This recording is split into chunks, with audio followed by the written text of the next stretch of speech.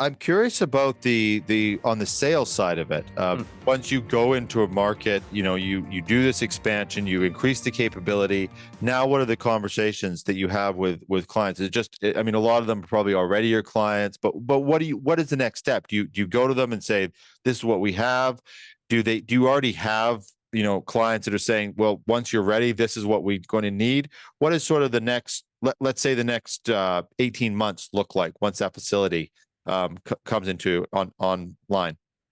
Jared, this facility was all about demand-driven client expectations. So conversations with our customers saying, this is what we expect our demand to be. What can you do to help us?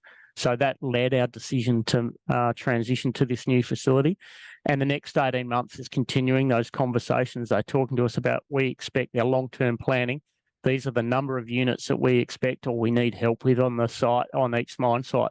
So we map it out. We go searching for service exchange or repair and return items to support their mine operations. So it's all about interface and collaboration with our clients.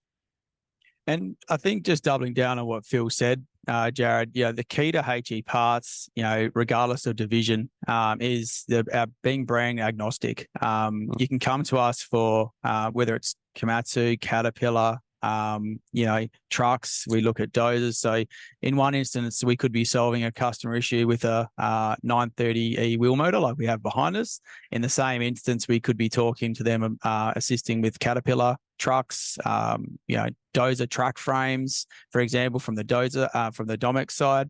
So that, really is, I guess, that flexibility and being able to provide a solution in a range of different options to a customer that, really sets HE Parts apart. One thing I was going to also ask is just about, like, with this new facility or just in general, that nose to tail is just a little bit about sort of your plug and play approach for clients actually going in and getting things installed. And that is it.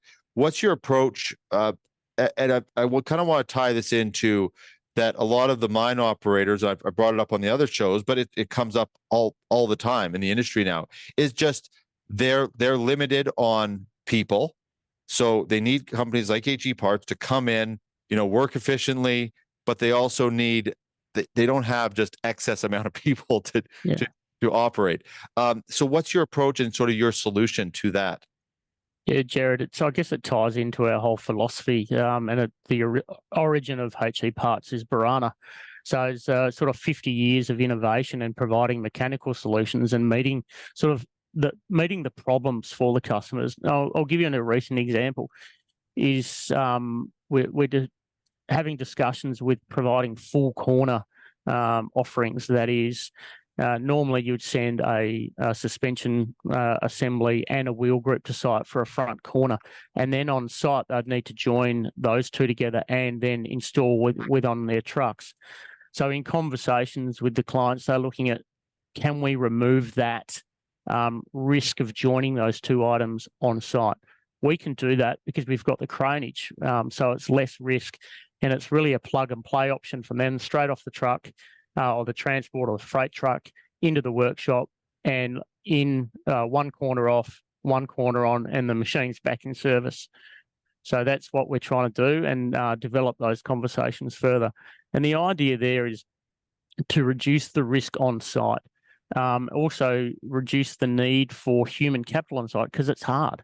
The demand for humans right now and to get them to go to remote sites is fairly challenging. So if we can help our customers reduce that need on site and reduce the risky activities on site, then that's us helping our customers.